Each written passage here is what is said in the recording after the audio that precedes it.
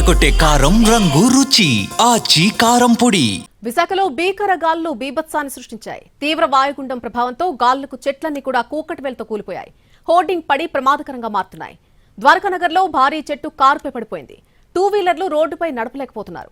ఎక్కడికక్కడ ట్రాఫిక్ అంతా కూడా జామ్ అయిపోయింది. కొన్ని ప్రాంతాల్లో రోడ్లపైకి వరద నీరు చేరుకుంది. రాకపోకలకు అంతరాయం కలిగింది. ఈదురుగాళ్లకు కరెంటు స్తంభాలు సైతం నేలకొరిగాయి. చాలా చోట్ల విద్యుత్ సరఫరాకు ఆటంకం ఏర్పడింది.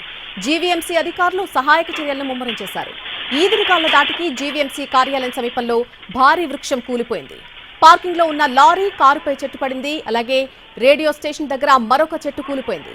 అక్కయ్యపాలెం పరిధి శ్రీనివాసనగర్ లో కారుపై రావి చెట్టు కూలింది. పక్కనే ఉన్నటువంటి ఒక ఇంటి గోడ పూర్తిగా కూలిపోయింది. ఈ ఘటనతో కళింగనగర్ మెయిన్ రోడ్డుపై కూడా పార్క్ చేసిన మరొక కారుపై చెట్టు కూలిపోయింది. ఇలా ఎక్కడికక్కడ భారీ వృక్షాలు కూలిపోతున్నటువంటి ఘటనలు సంభవిస్తున్నాయి.